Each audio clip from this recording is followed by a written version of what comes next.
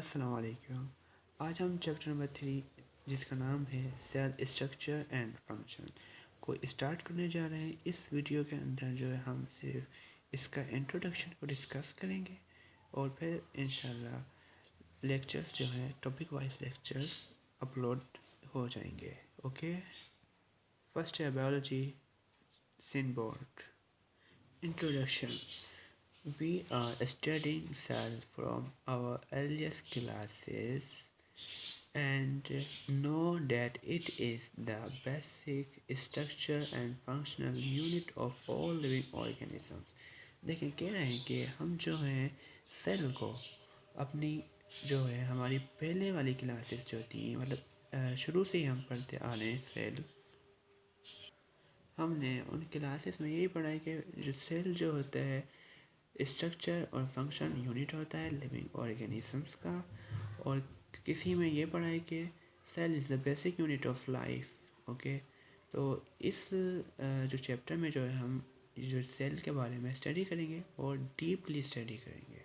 Okay, as a student of biology we must study cell in detail. यानी कि biology के student होते हुए हमें जो है सेल को डिटेल में जो है स्टडी करने की ज़रूरत है। For this study we must know about the techniques of its study because it is a microscopic structure।